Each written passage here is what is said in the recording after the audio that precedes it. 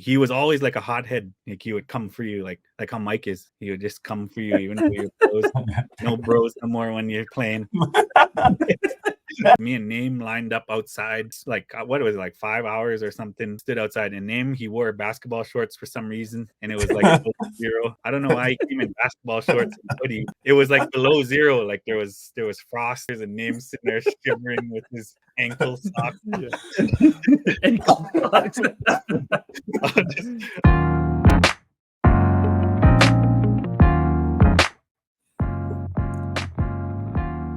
Welcome to the War Scouts Basketball Podcast with Mike and Naim. I'm one of your hosts, Naim Cardinal. I'm here with Michael Swampy, as always, a.k.a. Swamp Bro, a.k.a. Swamp Juice, a.k.a. Swampy, a.k.a. Swampasaur, a.k.a. Swamp Sizzle. How you doing? By episode 100, the introduction is going to be like 10 minutes long. Yeah. I'm doing good. Good. That's good to see you. You're probably wondering why my camera's off. Yeah, I'm feels like I'm doing a podcast with an AI bot right now. Yeah, it could be. Is this the real me? Well, for those of you watching on YouTube, I got a haircut. Mike hasn't seen it yet, and this is going to be a big reveal. I'll turn my camera on here, and this is the first time he's seen it, so this is his live reaction. Hey! Yeah. Holy smokes! Yeah, got it cut pretty short. I didn't think you meant it that short. Oh yeah. I had Holy enough smokes. of that Bush League look. Yeah, that's right. No more. So no more braid. No. Wow. Cut it right down. That's a huge change for you, but it probably feels nice, I imagine. Yeah. Don't have to deal with your hair in the mornings all that much anymore. Yeah, no more hair falling in my face and trying to get it out of the way. You know what I think it is? I think since doing the podcast, you've been doing a lot of like reflecting back on the days, and you're just like, yeah, back in the day when I used to have short hair, and it just sort of slowly built until eventually you decided to cut it all off. Yeah, that's right. Looks great. Thank you. Too much reminiscing going on, I guess. Yeah. That's good to be here. How's your week been? My week has been good. It's the end of the basketball season pretty much for us here in Alberta. So been watching a lot of high school basketball, a lot of university ball that's going on right now. It's March Madness. It's happening. It started this week. So it's getting a little busy. Yeah, best month of the year. All the playoffs going on. You know, native tourney seasons firing up. Got the NCAA March Madness. Good time of year. Spring is on the horizon. Yeah. It's one of the best times of the year. Yeah. No, so the week has been good. Oh, it's good. If you're on YouTube, you probably saw our jerseys. These are our War Scouts team jerseys. The last ones we had made, probably, when did we get these made? Like 2019? Sooner. Actually, yeah, 2019, probably right before COVID. Yeah. Because we first wore them, I think, in Lytton, BC, and that was in 2020. That was right before COVID had happened. We went to Lytton, and we played ball there. Or am I remembering that wrong? I think you're remembering the year you were playing with Colin. Yes, with Kainai. You won the tourney. Kainai and Sixka. Yeah. It was probably the year before that, maybe, because I remember we brought Matt Lickerman, who played for the UFC, and we wore these bad boys. So 2018. Yeah, that was a fun tournament that year. We went with Matt Lickerman. He's dominant. He was so dominant there. He was unreal. I think he definitely averaged 20 and 10 for us. Yeah, he probably had like 2 dunks a game at least. Yeah, gonna have to see what he's doing. Maybe I can bring him to Onion Lake. Yeah. You're +1. Yeah. Lytton is about like it was held this time of year too. So this is like right around the time that we were down there. I hope they bring that back. Hope they can bring it back. Yeah, really unfortunate what happened to their town. Unfortunately, with like the big fire and that sort of thing. But they are introducing. I know they have a 3-on-3 tournament that they're running now. A little bit of a smaller tournament, and I'm hoping that maybe next year, 2025. Wow, can you believe it's we're talking about 2025 now? I know. But we're hoping that in 2025 that Linton brings back their tournament, because that tournament was awesome. Just a tiny little gym, but the teams that they brought were so good. King Yeah. Handles, Joey, what's his last name? Haywood? Yeah. King Handles. Yeah, King Handles was there one year. And team from OMAC, they ended up playing in the final. Like that was really cool. Yeah. Yeah. Definitely for a small community tournament that really brought out like some big names. Yeah. I think we got fourth that year. Yes. Just out of the money. Yeah. Yeah. But I think we ended up playing one of the best teams the first game, did we not? Yep. Am I remembering that right? And then we had to do the backdoor boogie again. And I remember Matt just showing me his bruises on his arms. Yeah. He was getting hammered in there, and like refs were not calling everything. His first res ball tournament experience. Holy guys are just after him. Yeah. Never came back. Yeah. Yeah, he hasn't contacted me since. What the heck? Yeah. Okay, so last week we did our very first live stream for the War Scouts basketball podcast. I had a lot of fun. What about you, Mike? It was definitely a new experience for us going live. We obviously had some bumps along the way, but I enjoyed it. I think the pressure of going live is good because it makes you perform much better because you are live. You can make mistakes, but I mean, show must go on. You know what I mean? And I think that was really, really fun. I don't know. I enjoyed it. Yeah, I had a ton of fun too. Like I'd never done a live stream like that before. Just like a full episode, whatever. Like I messed around on YouTube with like my hockey card account and stuff, and I sent you that video. But it wasn't. I never did anything like that before. So I had so much fun, and a couple awkward moments, but it was all good. All right, let's get into our starting five. We got a few shout outs to give on the show this week. Had a few people message us and send some names in for our starting five. So if this is your first time listening, our starting five is essentially our segment of the show where we give shout outs to people, not necessarily in the basketball community, but can be in the basketball community, but really anyone that you think is deserving of a shout out for whatever it is that they're doing. If they're doing awesome things, we'd love to give them a little bit of a highlight here through our starting five. So we'll get started with that. First on our starting five this week, we have Tyler LaValle and Miles Savoy. I just want to give a shout out to Ty and Miles for tuning into our live stream last week. They stayed for the entire show and they left comments in the chat all the way throughout. They also sent in questions for the Ask Us Anything segment of the live stream. And also I just want to mention that Ty was in Florida and he stayed up till 11:30 p.m. to watch the live stream, which was pretty cool. Wow, that's really cool. Our next person on our starting five goes out to Denzel Gopher. This is coming from Sarah Wolf, who wanted to give Denzel some recognition for all the work he does for his community in North Battleford, Saskatchewan, and for always believing in the youth. Great work, Denzel. Keep it up, bud. Awesome. All right. And then third on our starting five, all the teams competing in the Kaskiyaw Tribal Council Education Authority Basketball Championships in Treaty 8. We just want to send a congratulations to the Coyotes senior girls basketball team who won the KTCA basketball championships, as well as the Loon River Nighthawks senior boys who won the senior boys side for the KTCA basketball championship. And the KTCA senior basketball championships took place this past week in Trout Lake, Alberta. And I just want to say hello to my friend Dean Flett, who operates all of the KTCA sports Facebook account. Hi. In our starting four position, shout out goes to all the teams competing in the respective zone or city championships happening this past weekend. Few in particular that we want to acknowledge. The first goes out to Jace Labicane. Jace is a member of the senior boys basketball team for the high-level Bears in Fort Vermilion School Division.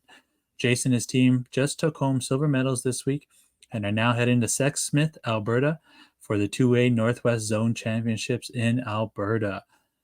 Good luck to Jace. Good luck, boys.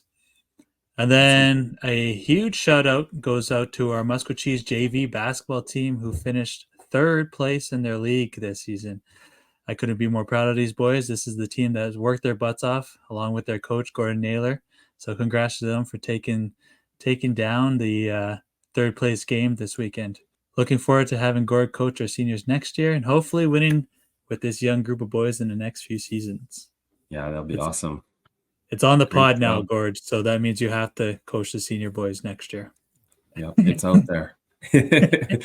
Great job, team, and great job, Gord. All right, and 5th on our starting 5 is Brianna Ehrmantraut. This is coming from Providence College Pilots Athletic Director Russell Williams. He says that Brianna plays for the women's basketball team at the Canadian Mennonite University, CMU, Blazers, and was voted the MCAC Player of the Year and the NIAC MVP. Brianna is also a high-performing academic student who is studying science as well. She is a 5'11" third-year guard from St. James High School in Winnipeg. Russell mentioned that he'll see her at the conference finals and is going to encourage her to listen to our podcast, which is pretty awesome. So, there we go. Congratulations, Brianna. All right. So we've got some news to share with you. There's a few tournaments going on. Just want to give you a little bit of updates on some things that we've mentioned before. We'll just get started with the inaugural basketball board or basketball championships. They're going to be held in Onion Lake, Saskatchewan from March 29th to 31st. And we mentioned this probably a couple, maybe 2-3 episodes ago.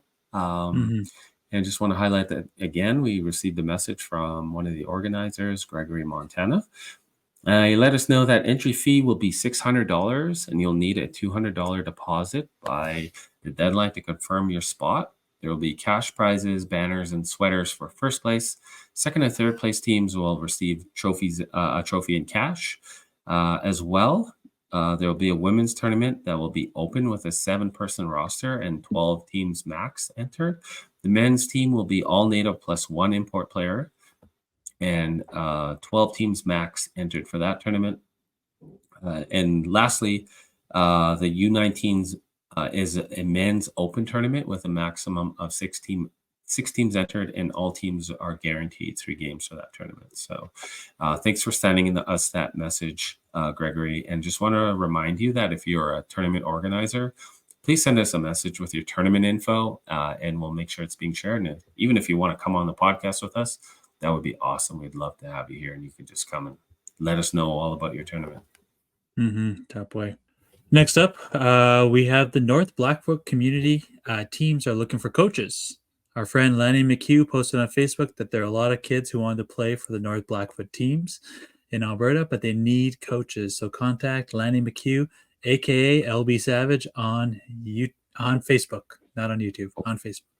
PacWest Men's Basketball Championships were being held in Kelowna, BC this past weekend. The Vancouver Island University, VIU Mariners, were taking on the Camosun Chargers for the gold medal, an opportunity to play at the CCAA Men's Basketball Nationals being held March 13th to 16th and are hosted by Mount Allison University in New Brunswick. And Jacob Tom, who we've mentioned on multiple episodes from Kitkatla, is one of their assistant coaches. So good luck to Jacob and the Mariners. Hope they win. And then just an update on Talon Weaselhead. We had mentioned Talon, I think, in our second episode or so. At that time, the first rankings for ASAA were just released, and he was ranked 3rd. But his dad has been updating everybody on Facebook. And so he just posted this week that Talon played in his final regular season home game as a high school basketball player, and we'll have the Calgary City Championships playoffs coming up this week. The quarterfinals are being held on Tuesday, March 5th at 7 p.m. at St. Mary's. The semifinal will be Thursday, March 7th at 5:30 p.m. at St. Mary's. And the championship game will be held Saturday, March 9th at 4 p.m. at the University of Calgary. So good luck to the St. Mary Saints and good luck, Talon. Good luck, Talon. All right, awesome. So should we shift on over to our interview? Absolutely, I think so. I think before we shift on to our interview, we just want to let our listeners know that if you listen exclusively on the podcast or exclusively on Spotify or on Google Podcasts. The interview is very visual heavy. We are speaking with Jacob Alexis, who is a sneakerhead, and so a lot of the questions are guided towards the sneakers, and so he will be showing a lot of sneakers. So head on over to our YouTube channel at Warscale Pod at YouTube. Enjoy. That way. Say. All right, we're here with our interview, Jacob Alexis, one of our good friends. Jacob is a member of the Alexis Nakota Sioux Nation. He's also a dad. He's a basketball player. He's a hockey player, and he's a graphic designer. We're really happy to have Jacob with us today. We've known Jacob for over 20 years. He's one of our good friends we've been playing ball with. We've been hanging out with him all over the place, traveling all over with him, and we're happy to have you here. Wash day, brother. How you doing? Hey, good. Wash it. Oh, wait, let me do that again. Let me try it again. Wash it now. That's Hey, ish niche. Yeah. That's it. Yeah, thanks for coming on. It's good to have you here, bro. Yeah, it's good to be here. It's cool to see you guys doing this. For our listeners, if you go over to YouTube, you see me and Naim rocking some War Scouts jerseys that Jake had designed for us. Mine's getting a little tight, to be honest. Yeah. Mine too. Yeah. Jake, tell us about your basketball journey and sort of where you started with basketball. I'm from Alexis, and I spent a lot of my early years in the Treaty 6 area around Edmonton, Paul Ban and Alexis. My family moved down to Treaty 7 territory in I'd say around grade 1-ish, and stayed there until grade 8 or 9. And we used to come back and forth, but I used to live there and go to school and stuff in Calgary. And first we lived in Airdrie, and we lived in Calgary and Sarcee and stuff. Well, Sitina. I played hockey since I could walk, and once we moved down there, I was introduced to the game just because being around my extended family and my brother-in-law Waylon and the Treaty 7 area, they're really into basketball. So that kind of just going to school with all the guys and stuff. It's I just picked it up, and we went from there. So and actually back then there wasn't that many people that I guess played a lot of ball up here. Some people played ball, but not how it is now or how it was down there. Pretty much how hockey is here is how ball was down there. There was money tourneys, there was open gyms every night, and a lot of people there, and only a couple of places you could go up north where that would happen. In my time, anyways, in our time, me and Naim's time, I guess. Mike's younger, so he didn't. I think you grew up in an era where there was more ballers up north. So, big time. And us older guys' time, there wasn't too many communities that had a lot of ballers. Most of them were all either hockey players or baseball, or I think a lot of people played it, but they weren't ballers. I'd say just something to do. Yeah, and basketball's still big down south. And it's crazy, when Kainai and Sutina and Siksika, those are big basketball communities. Yeah, it's kind of getting like that now, with the northern communities. I know Saddle Lake is a big basketball community as well now, and yeah. You got some daughters now that are up and coming. Yeah, my daughters play.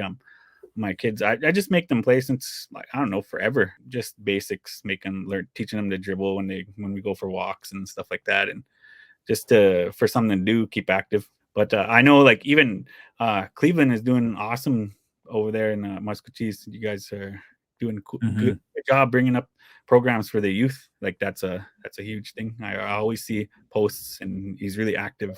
I can't wait to see what the future brings for the community, because that only means that you're gonna get better and better. The bar gets higher. So yeah, exactly. All communities kind of need a guy like him or female like him, somebody who's there to lead those type of programs. There's a lot of talk and a lot of oh, I wish we could have this, but somebody who actually goes out and does it. And Cleve's one of those guys. And Trina with you guys. Oh yeah, yes. You guys out in the van, and just all of a sudden a whole bunch of kids. I didn't know that. Yeah. The kids come popping out of a van. Yeah. Kids just had a cast. Yeah, I remember that. But yeah, I picked up the game, just living down there, following my brother-in-law around the city. Those are my early years, like going to, like, there used to be a place called like Lindsay Park. You go tag along with him there. My brother-in-law is Waylon Big Plume. He was like a known guy in the community, and I always looked up to him in that way. He introduced me kind of like to the game in a deeper way, where we used to go to runs, and he used to tell me, you can play with us, and I used to go and like ride the bench with their team and get the garbage minutes and come in and try to score a quick point before the end of the game, that kind of stuff. I started off like that, and when we moved back up north during that time, it was I kept it. So I just went back to my community. There was a couple of people who played basketball, one of them being Orlando Alexis, and he used to bring a bunch of us boys, kind of like how Trina did, and bring us to places to go play. And I used to always play, and he would always try to bring us to the city to play, and that's kind of how I met some people. The first time I was introduced to the community, like any kind of community aspect, was when I was playing for a Miskuchi Academy, and we were just getting slapped around. We were playing against Beardenham's team. Yeah, Victoria School of Arts. Yeah, Vic, and they were just giving us the beats, but I did pretty good. I was lighting it up, and I had some, I had a good night against them, because I remember like one of his brother played with us, and he was just really telling, my brother, they're gonna destroy us. Like, my brother Bear, they're gonna, oh man, this isn't gonna, like, he's just really getting scared of his brother. So we got to put up a fight. so I went out and I tried to play my best, and after the game, Alan came up to me, and I didn't know who he was at the time, and he said, "Oh, you're what's your name?" And I said, "Jacob." And he's like, "Oh, you're a very good point guard. How would you like to come play with my team?" And I was like, "Sure." And he gave me his number, and that was the time. After that, like, I was like, "Oh, okay, cool." Yeah, he's like, "I'm gonna make a high school, all native high school team, 18 and under. We're gonna go to tournaments and stuff." And I was like, "Oh, cool. Yeah, sure. I'll check it out." And that was a time when, like, we would play every day if we could. Like, we'd always have these jeans that were like 4 sizes too big, with like basketball shorts underneath ready to go. And we just wore our basketball shoes everywhere, and they're just beat up, and we'll just take our pants off and just play anytime. Yeah. Always stay ready. Yeah. So I was like, yeah. So I was like, yeah, this is gonna be sick. So I called him, and he invited me over to the gym. Was called Ashmont. You guys are saying some small gym that was Ashmont School, and he used to bring us there to practice, because he used to work there. That's when I first met Naim. I actually have a picture. I don't know if you guys have the picture, but I sent it to you before in the chat. It's I remember. We there was a bunch of us there, like all younger guys, and when we were all like teenagers, and we were all having a practice there together. And that's the first time I met a lot of the guys, and like a lot of the, like, now community. Like, I've known you guys like since then. So and Naim was right. He was like, he wasn't the best player back then. I wasn't. He's saying that. He's like, I wasn't always the best player. Oh yeah, hey. Hey, yeah. Back when we were scrimmaging. I think I remember that correctly. Yeah. He was a good rebounder, but Gotta keep it real, man. Gotta keep it real. But then he did. But the point of saying that is, look at, he worked like a year later. He was just a completely different player. He was just one of the main guys, just off of pure hard work on his own. And he did that on his own, because we played all the time, and I never really, seen it. Just seemed like it just overnight. I seen him after like a couple months or something. He was playing, I guess you were playing college or whatever, and then came back and you're just lighting it up. So it's pretty cool to, not to make fun of you, but to say, like, you did actually work your ass off to get, or you worked real hard to get better at the game. And it goes to show, you put the work in. That was in your like 20s when you did that, probably. I'm thinking. Yeah, I was in my 20s. So it was like 20s. not too late. Like, before that, it was just like whatever. You played ball, and it was up north, like you said. It wasn't like serious ball by any means. But then, later on, you decided you were gonna give it a real go, and you did. Props for that.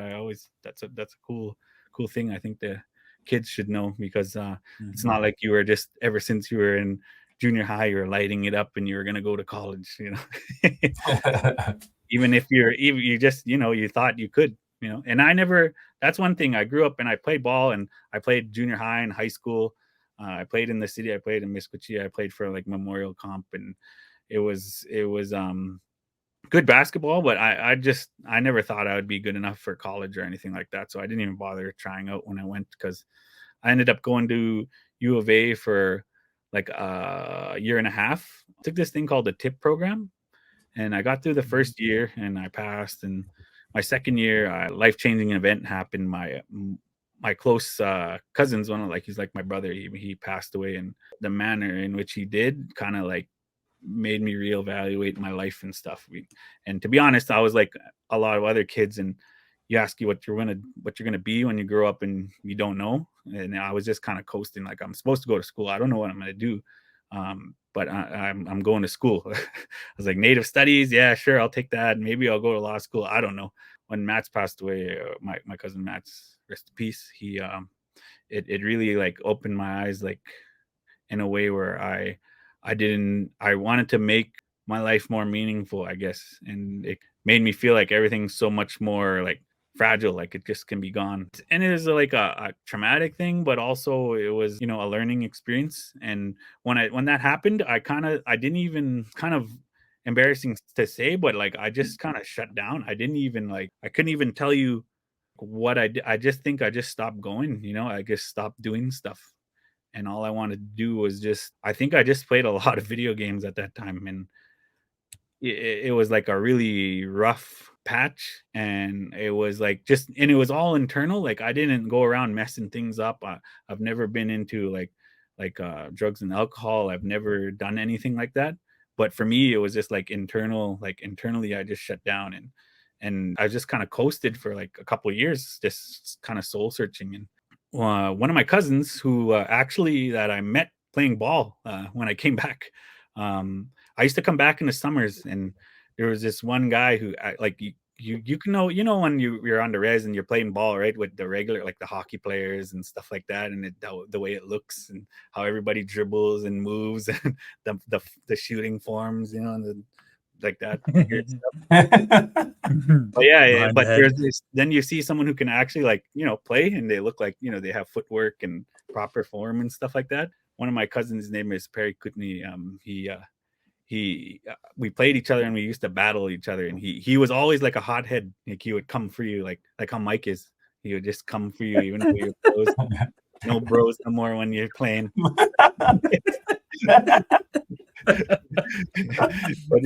but anyways, I met him like that, playing ball on the res. That was like one of my fond memories. And he was like me. He used to come back and visit the family, and kind of like be kind of like an outsider in a way, but not really, because I always had family. But that feeling, I knew he knew what I was feeling, and we're both, in the same boat in that sense. But yeah, anyways, years later, fast forward, and we're like out of high school and stuff, and he just calls me one day and just says, what are you doing right now? I was just, well, at that time I was coaching with ENBA. Alan just gave me the job to come coach inner city youth at BenCaf, and all these schools with high Indigenous populations. And we used to just go and go to these schools and propose, we could bring this program to your school and try to coach as many kids as we could. And it was really fun, like fulfilling. And that's where I became really good friends with Lyle.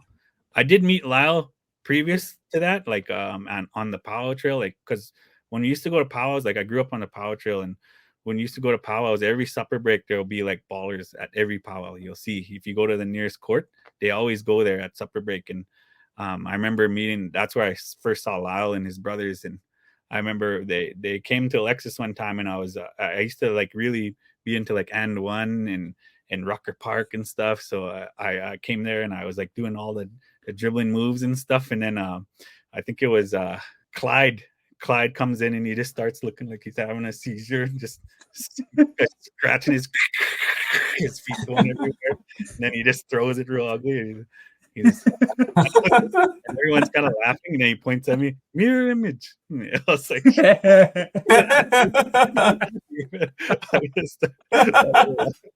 I just started laughing. I was like, geez, this guy, I don't even know him. When I saw Lau was moved to Edmonton, and he was working with Alan too, and that's how we became like pretty good friends, because we used to just catch the bus around all over the city, just doing those basketball camps for the youth. And I met Lau through that, and I did that for a while, and I didn't really have a direction. And my cousin calls me and he says, "What you doing?" I said, "Nothing, just coaching." And he's like, "Well, I'm in this program," and it was called the Aboriginal Multimedia Program at NAIT. And he said, "Yeah, a few students dropped out, and they're looking for someone to fill their spots. If you wanna come interview, you should come interview, bro." And I was like, sure, I'll come check it out. Because all the way through high school, I was always into the arts and creative stuff, like even like the computer classes where we got to do like video editing, and I had a portfolio. I did all this assignments. It was fun. And I even like designed stuff like back then. Like every day I would have a book, and I would just like, when I was bored, I would just draw shoes, like basketball shoes, or I would draw like uniforms, like the ones you're wearing. Like I literally drew uniforms of like the feather going down the rib and like a teepee on the shorts. You know how those Jordan have like the X on the side? Mm-hmm. Well, I remember there was on like a teepee like that, like just stuff like that I would do just for fun, like to pass time. When he asked me that, I was like, that sounds kind of cool. Like you learn how to do some computers, but the program itself consisted mostly of like camera, like video editing. But there was like a little Photoshop section, like a graphic design / like it was just like an intro to Photoshop type course within there. And that I really like enjoyed. One of the assignments was to make like a mock company, and that's when I first made like the mock-up t-shirts and stuff like that, and decided that that was always kind of a dream, but that was something when it actually became somewhat reality. Like I've always designed shirts, like drew them like with or like graphics with my hands and on like a piece of paper, and then it's gone. Like I don't even know where it is. I just threw it away or whatever. But in that moment, like when I created the corporate identity, it was like something that I thought like I could actually do. Like I did it, and it was there, and it's something that I could take those skills and like passion and like apply it to something where I actually applied it. I was like, wow, this actually seems like something I could do. And I've always been like kind of resourceful in a way where I'd figure something out. Like I'd figure it out. If I don't know how to do it, I'll literally like just mess with it until I understand it. It could take me forever, or it could take 2 seconds. It just depends. But that's when I was just like, it clicked for me, and I wanted to do that. So it's funny because in a way, basketball was like the link in all of that. So it's almost like you have such attention to detail, and sort of that you want it to be perfect.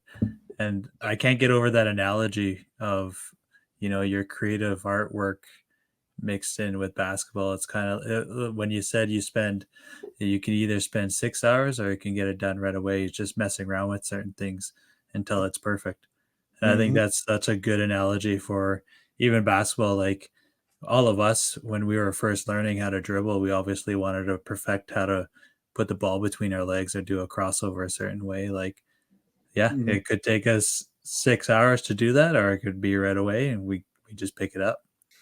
I remember trying to show you in codes how to do the crossover. Yeah. I remember it was because it was at camp, right? Yeah. And then it was that little court that was there. You set up the hoop outside. Like we brought our own hoop, and then we set up it was a hoop-it-up hoop. So we just bring it and set it all up. Me and Ross, and was Naim there? Were you there, Naim? Yep, I was there. Yeah. There was always a few of us, and it was just some random campground, and we we were talking about that one episode. That was actually that's what's the cool thing about Alan was that he had like such an impact on the community, but it was always just like let's go do it, like yes, there was planning, but it was minimal planning. Like we're all figured out. Go. Like, we'll get all this done, and it was just kind of like, and that was the awesome thing about it, because it was like chaos, but it was also like really like in a way, like it shaped all of us in a way, like shaped all of us to who we are today. And we met all like each other through just because he created that place for us. And it was awesome. And I just like to acknowledge Alan, because I see people talking about him on here, and it makes me realize I was one of those kids that he looked at and he just said, oh, this kid, he can come play with us, like. And that's all a kid needs, is some kind of acceptance and this feeling of belonging somewhere. And when I seen you guys, that's what I thought. I was like, man, these kids are going to be good, and I got to show this guy how to cross the ball over properly, because he ain't getting nobody. See, the trick is it's in your legs, it's in your feet. That's what I always try to teach kids, is it's your feet. People think it's your hands, but it's your feet. You can dribble the ball like all you want, but if you're not doing it with your feet, then you're not gonna make nobody fall or go the wrong way. and that's actually like I guess if there's any kids listening, that's a hack. That I'm sure most kids know now, because they have so much.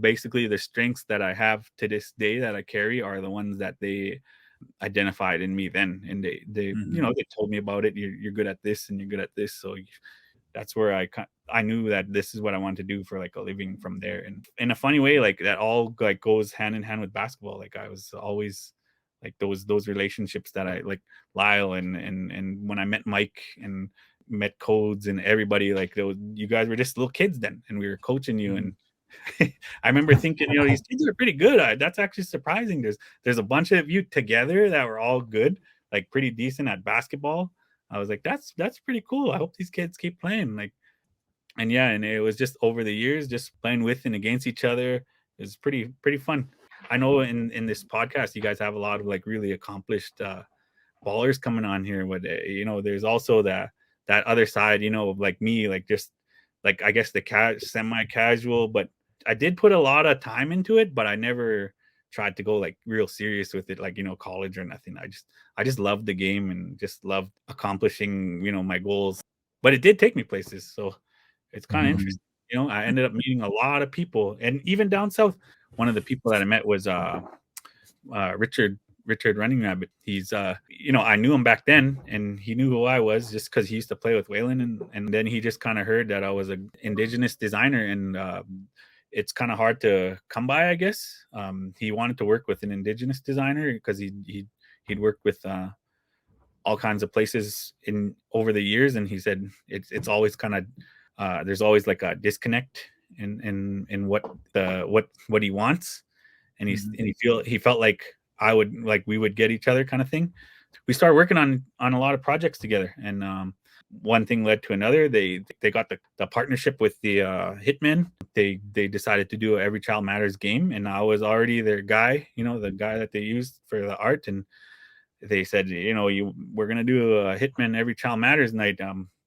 You want to do it? And I was like, I can't say what I want to say, but I said, yeah. Yeah.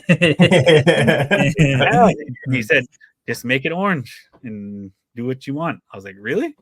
Anything you can do? I can do anything, because working in this field, yes. Oh yeah, there it is. Yeah. Oh, working in the field, you honestly do with what you got and what the client has available.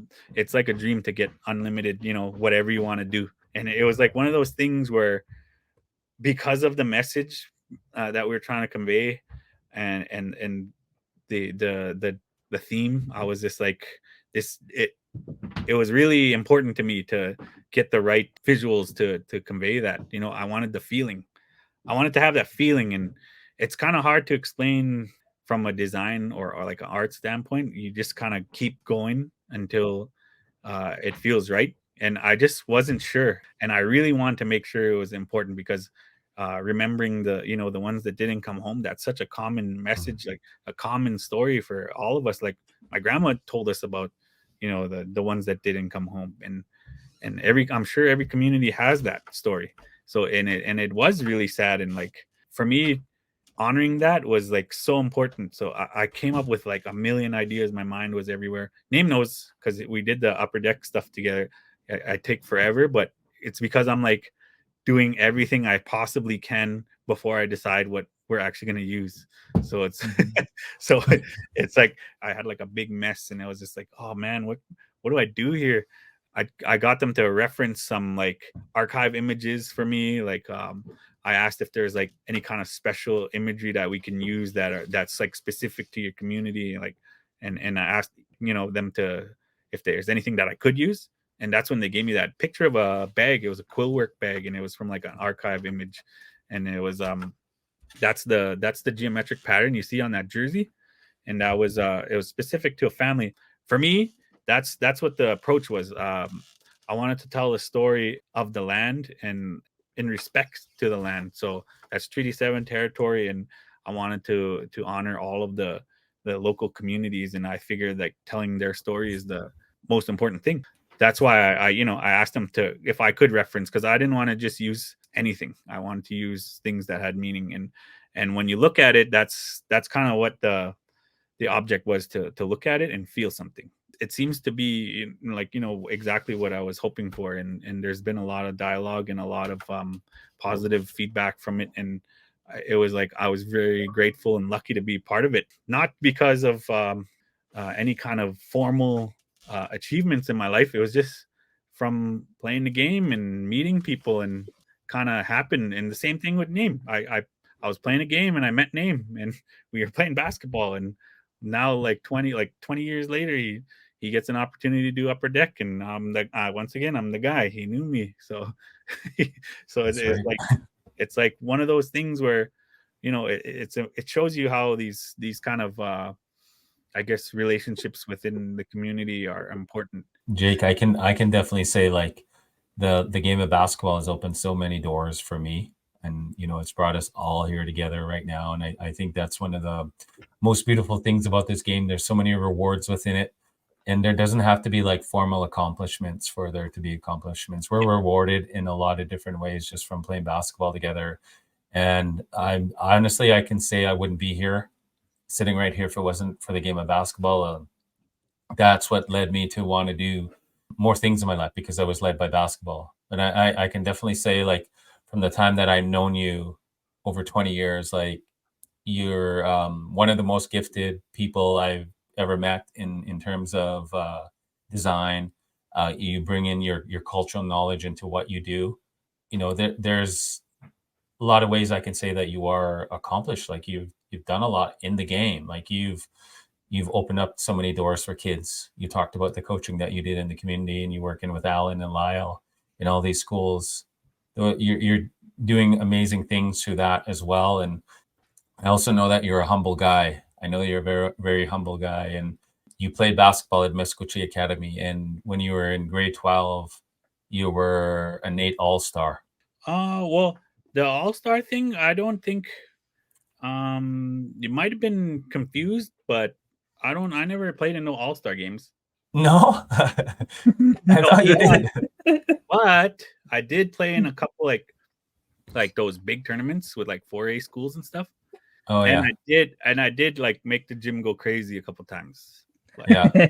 But I think that's what the story was, though. Like, I okay. someone fall and like hit a three or something, and it was and people were shouting Nate All-Star from the crowd after you yeah. did that. Yeah, they were shouting Nate All-Star. No, I wish I wish I would have tried out for any of the schools that I went to, just to see. Like, I didn't even know how good they were. I didn't even go, but I spent a lot of time like just cruising around the city, just trying to play as much as I can. Any time there was anyone getting together, that was always like the main thing. And I can't believe we used to do that much traveling by bus and walking and stuff. Yeah, minus 30, and we're on the bus going to play a pickup game somewhere. Yeah. When I was in Amiskwaci, I used to stay in Collingwood with my sisters, and I would catch the bus from Collingwood to Amiskwaci, and it'd be like over an hour every morning. And during the basketball season, I used to go early because the coach used to open up the gym first thing in the morning before school if you wanted to go and practice. So I used to go like crazy early, and I used to have like 3 shirts on, 2 sweaters, my jacket, 2 pairs of pants, and it would just be like minus 40, and I'll just be waiting by the bus. I wouldn't really think twice about it, but you know, that's some pretty hardcore dedication, just to go get slapped around by some 4A schools. And we're just a little school in the city. Yeah, because in those days, like, Amiskwaci is small. Like Mike and I coached there for a few years. Like, Amiskwaci is a small school, and back then you were playing against everybody. You were playing against like Ross Shepard, you were playing against JP, Harry Ainley, all these big schools. But it was fun though, because honestly, it was just like a test for me. I just wanted to see where I stood against these. Like, I wanted to play against them. That's just the kind of guy I was. Some of us held our own, but then a lot of us, like you said, were like hockey players and just guys who wanted to miss class and stuff. So we didn't really have like a lot of the guys that could have played were like too old. Kyle Dion was 1 year too old. Mike Lightning was too old.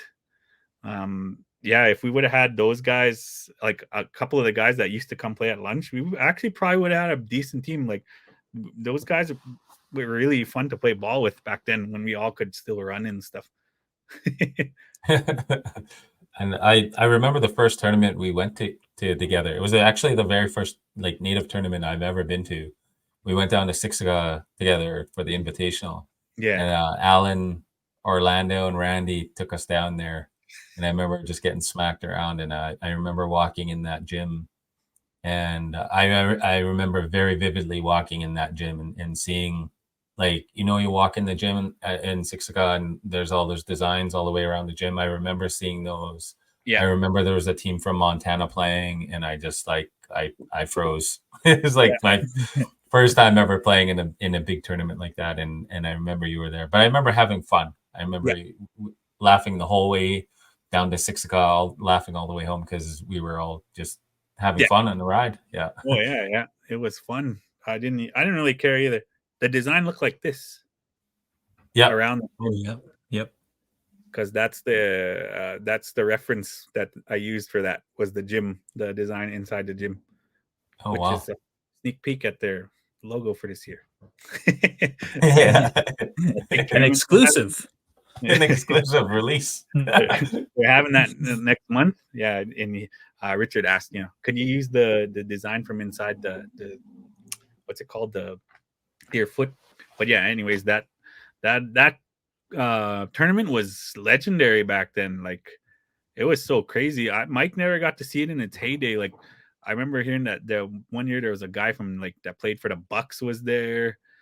There's like, it was pretty rare to see dudes like throwing down in the game for us. And that's like, you go there and you see people like dunking and how fast the game was, and just how, like, seeing res ball for the first time, like, done the best way. And it was just amazing.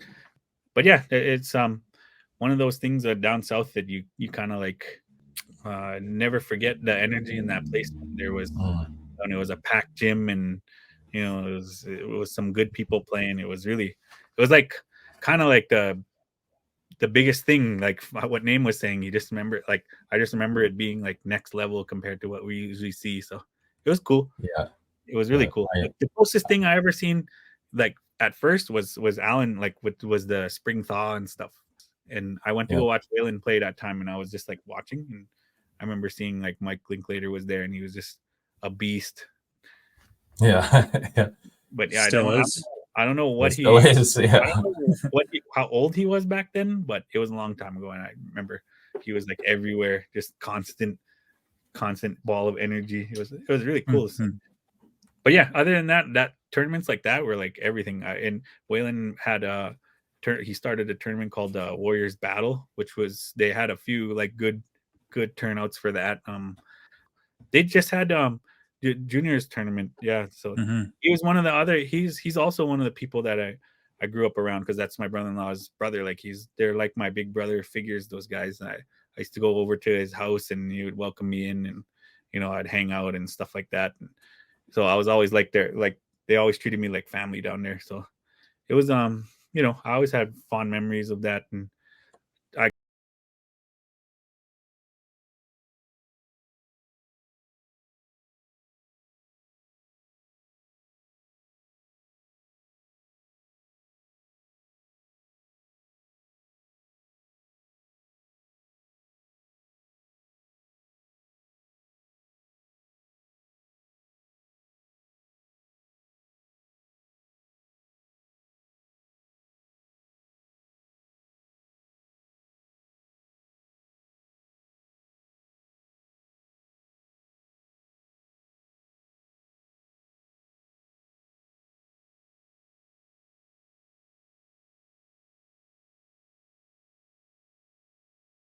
can be friends with everybody. Yeah, and just going back to that Siksika tournament, something I want to share with Mike too is I remember when we walked in that gym, and there was like that team from Montana playing. It had this one player. He was a point guard, had cornrows. I remember this so vividly. He had a white bandana tied on his head, and I remember that team was coming on a fast break, and he was dribbling the ball. And like you said, like the pace of the game was so fast. I'd never seen anything like that before. Just us playing pickup in Edmonton and stuff. But he came down and dribbling with his left hand, wrapped the ball around his back and through his legs while he was running, and back to himself. Like, he faked a wraparound pass behind the back, dribbled it through his legs, back to his left hand, and he laid it up. And I was like, get me out of here. I'm ready to go home. Yeah, that was cool. It was always cool to watch that stuff. It was fun. We have one major question for you. You're quite the sneakerhead. Oh yeah. Well, Jake. that's actually we're curious. What are your top shoes? I don't want to say top 5 because I know you have. I have a lot here. Might not be all of them. I have some, and they're not. I wouldn't say like I couldn't put them in any specific order, but I have some that I could show that maybe some people who like shoes would check it out. But the reason why I have so many, let me explain myself, because I know a lot of people are like, this guy's an idiot. Why has he got like Foot Locker behind him? But the reason why is because growing up, I grew up in subsidized housing and low income housing, and I had one pair of shoes until for the whole year until they had holes in them. So I'd always pick within the budget, pick the best shoe.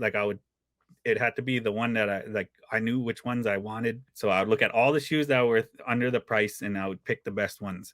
And I had to keep those things as nice as possible because I'd never, you guys know me. Like every time you see me, I always have you think I have new shoes, but I literally had them for 7 years, but I keep them, I wash them every time I take them off. I make sure I don't step on certain things. And if I do, if I wear them to a powwow when it's muddy or dusty, it's I don't care about them. They're throwaway shoes or whatever. I usually just give them away when they're like that. After a while, what I used to do is give them to my dad, or my dad would tell me to give them to one of my cousins or something. But now, as soon as I started making a little my own money, I started buying them. And every time I had any kind of extra money, I would buy them. And especially prior to having kids. So I just built up a little bit of a collection. And over the years collecting, I had to line up, they call it camping out. I stayed overnight in malls and stuff like that, or outside of places. Me and Naim lined up outside for a good, what was it, 5 hours or something. Yeah. And we went before the sun came out and we stood outside, and Naim, he wore basketball shorts for some reason, and it was zero. I don't know why he came in basketball shorts and hoodie, but it was below zero. There was frost, and I was wearing a winter jacket and boots and 2 layers, and Naim sitting there shivering with his basketball shorts on, ankle socks. Ankle socks. Why did you look like you just came from bed just straight to the thing? They were Concord 11 lows, so they were the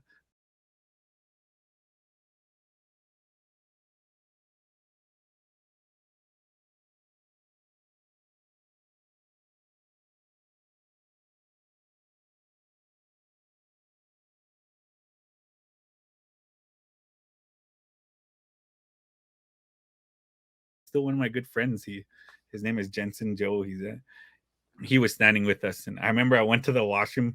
I went to Tim Hortons to go to the washroom and grab something, and I came back and my chair was just way the hell at the back because he used to bring our camping chairs and stuff.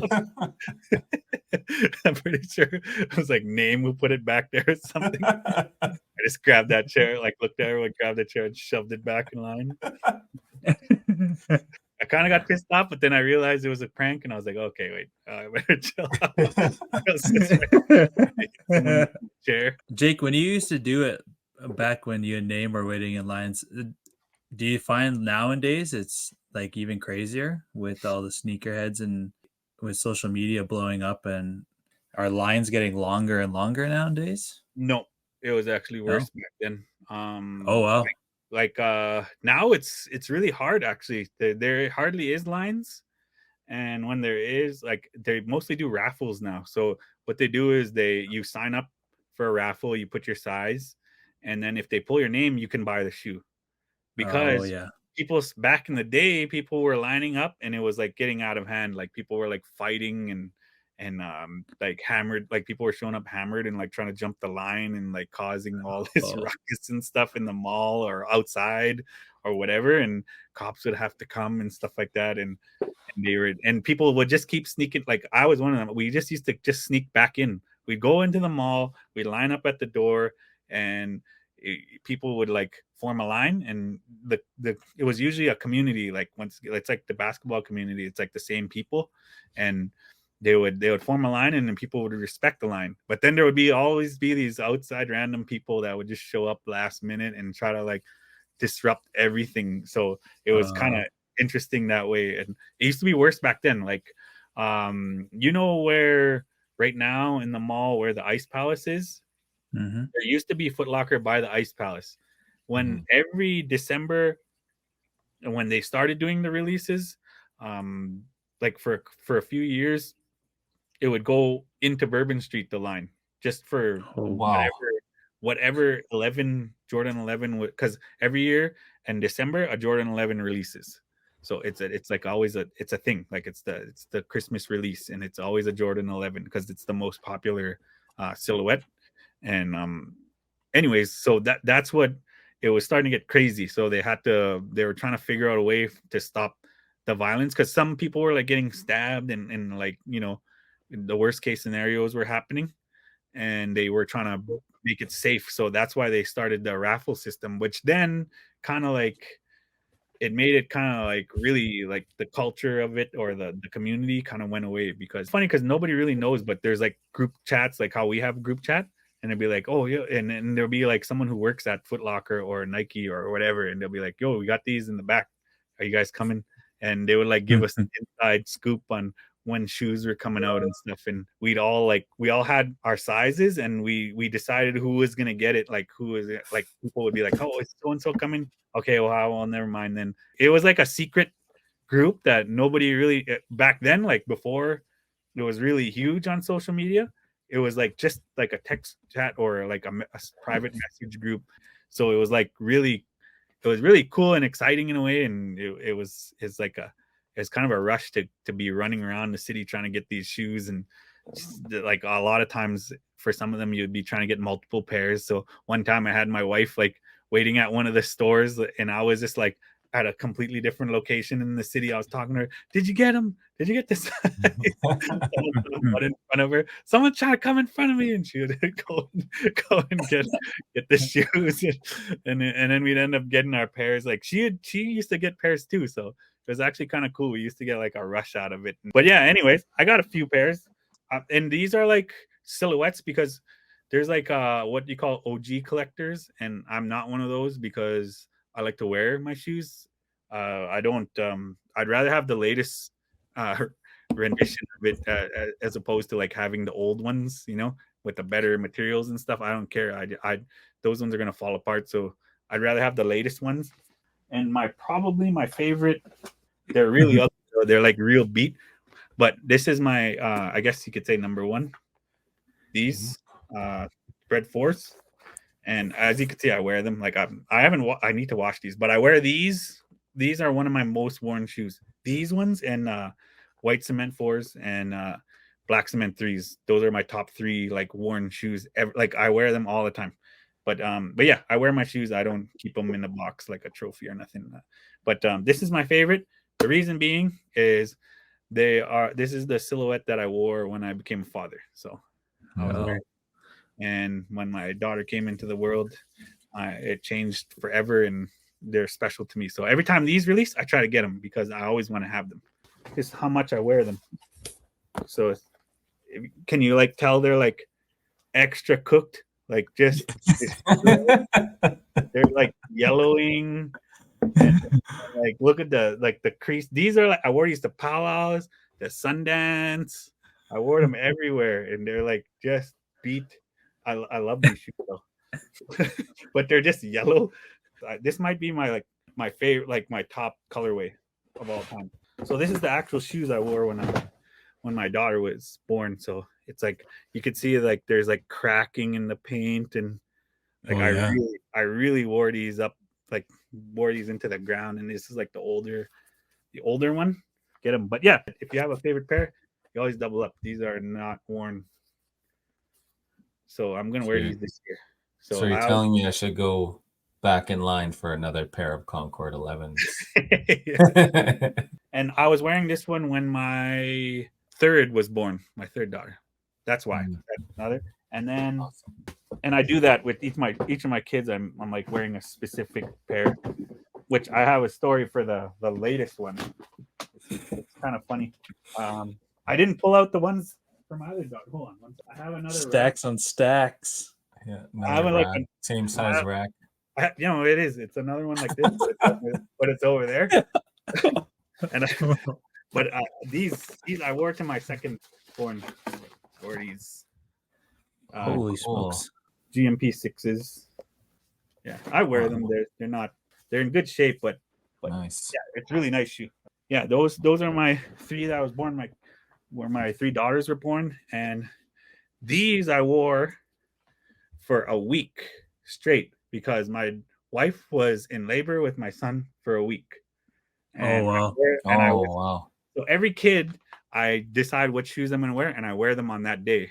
And I usually don't wear them until that day. So and I thought I was only going to wear them for a day, but I ended up wearing them for like a week. So because he kept going.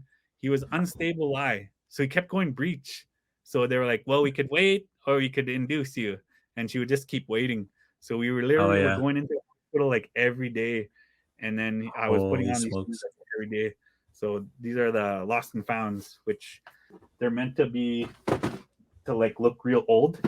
They come like it's supposed to be like a lost pair of Jordans, like in the back of a storage or something, and you can see it's like all worn out and cracked. It's like meant to look like it's old, and then even the sole's like pre-yellowed. But it's pretty cool how they did it. Like a dry piece of dry aged cheese. Yeah. Like, and this comes in the box. It's like a little receipt from an old school sporting goods store and stuff. It's really cool, those like little details. These ones I sprinted through the mall to get with the kids. I was in, I'm old school, but I still made top 8. I was in line. I was in line at like 4 a.m.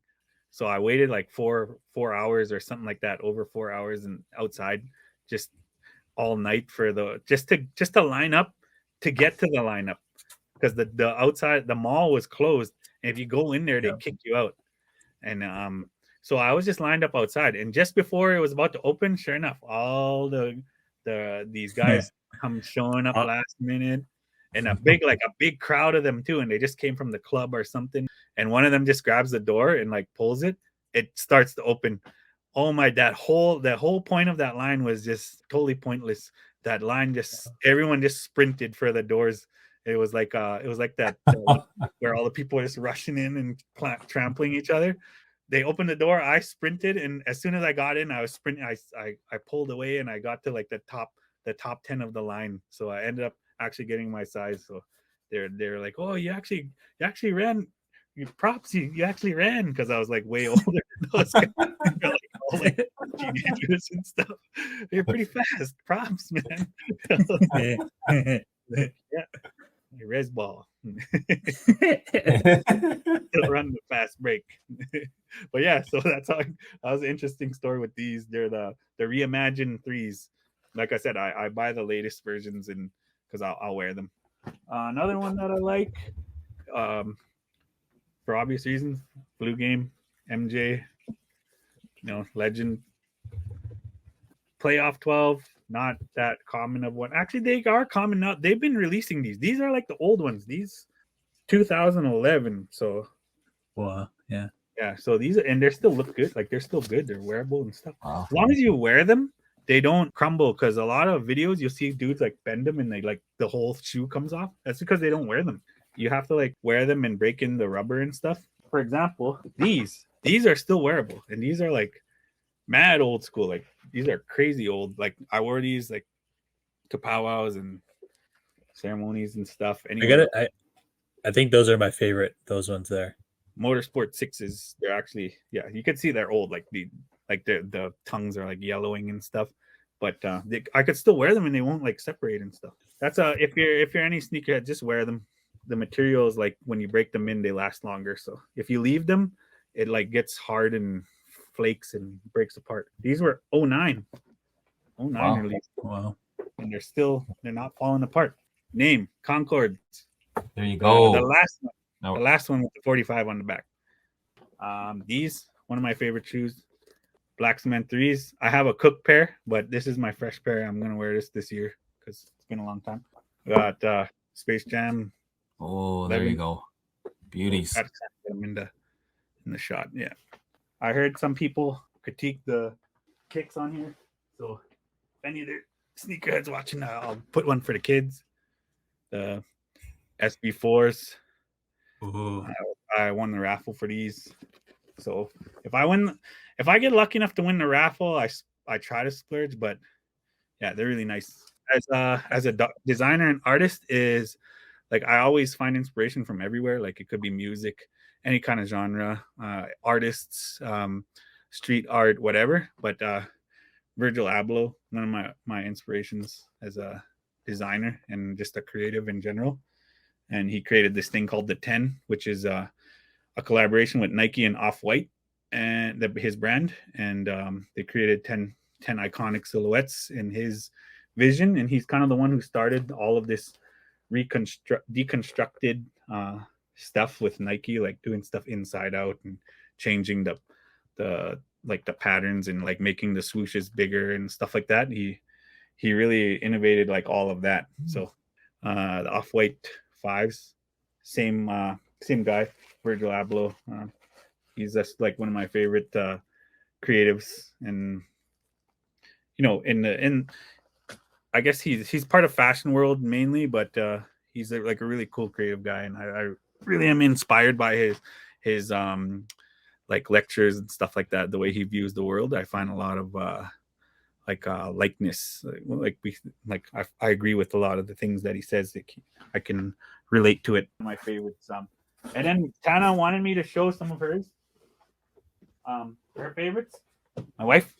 So for the ladies out there, I have these too, but the black grape 5s, kind of a harder one to find in women's sizes. So they're like the grapes, but they're the black version. 11s. So they used to be the Columbias, but they're the university blue, but aka the Columbia, the old school. And these I never get, but somehow I won for her, but I couldn't win for myself. The red ones. I never get these. Whenever they release them, I always miss it. Like I never win them. And I don't pay resale for anything. I only pay retail. Nobody will really know these. Not hype or nothing, but these are Lola bunnies. Oh yeah. Oh cool. Lola bunny ones, and you can see there's like a little Lola bunny. Oh, that's awesome. That's cool. Hair. Yeah, the hair Jordan. I mean, yeah, but they're like the colorway of Lola. So yeah, they're actually Lola bunny Jordan 1s, and that's her favorite. So yeah, and I just thought I'd show some for the ladies.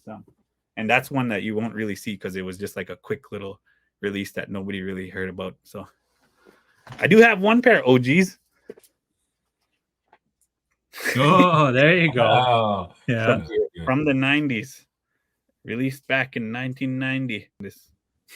It's just old school, but it is one of the OG. It's actually a little kid's like OG. Anyways, yeah, that's some kicks. I really like collecting kicks. I grew up drawing them. One day my dream is to do a pair for like Nike or something. Like again, listen up, Nike.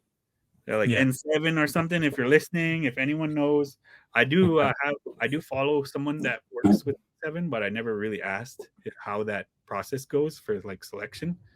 But I mean, I've done work for like the Calgary Flames and the NHL and like Upper Deck and stuff. So maybe I can get a shot at Nike. And I would kill it. Come on the pod.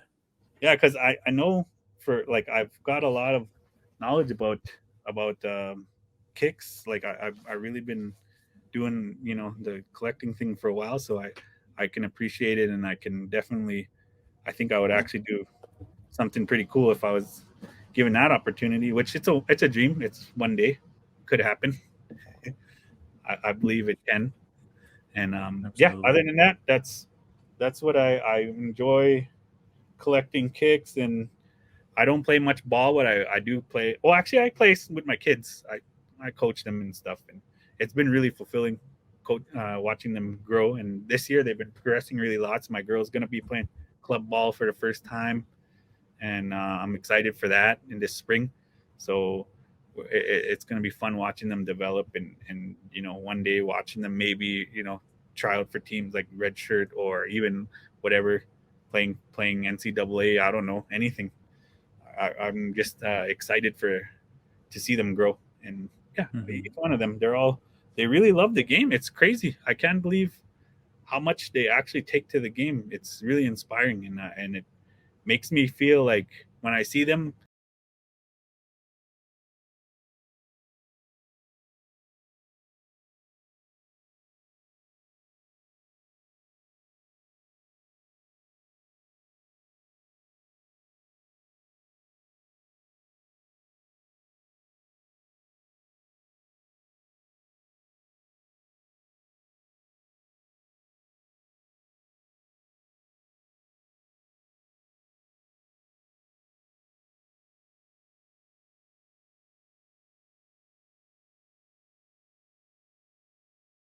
who I've been with since we were in like junior high, and I love her dearly, and my family, my daughters, Latana and Mirianen and Nara, and my son, who's just 8 months, or no, he's 9 months now. Elaman, his war shield. He's a little monster. He walked today. He took 2 Wow. steps. No way! Wow. Yeah, February 22nd. I had the junior NBA ball, so I came upstairs because Nara wanted to see me spin the ball on my fingers. He didn't believe me, so I brought it up and I started spinning it. He for some reason he takes to the junior NBA ball because all the colors, and when we see it at like the girls' practices and stuff, he like goes nuts for them. He like wants them more than anything. So he saw I had that ball. He just booked it. He just hear him breathing real heavy. He's down, and he puts his hands on my legs and he stands himself up, and then I'm like holding the ball, like bouncing it around and stuff. So he reaches up with his hands, and he doesn't realize that he's not holding on to anything. So he reaches up, and then I started like trying to spin it and stuff, and I wasn't giving it to him. So he took 2 steps towards me, like trying to get the ball from me. Yeah. So it was just so it was basketball that drove him to take his first steps. He really wanted that ball. He was going for it. and I showed you guys pictures of him like trying to dribble and stuff, eh? But when he sees those colorful balls, he just goes nuts. He just goes hustling for them, tries to get them from his sisters. But yeah, he was trying to do that. He took 2 steps. I was like, it tripped me out, and I tried to make him do it again.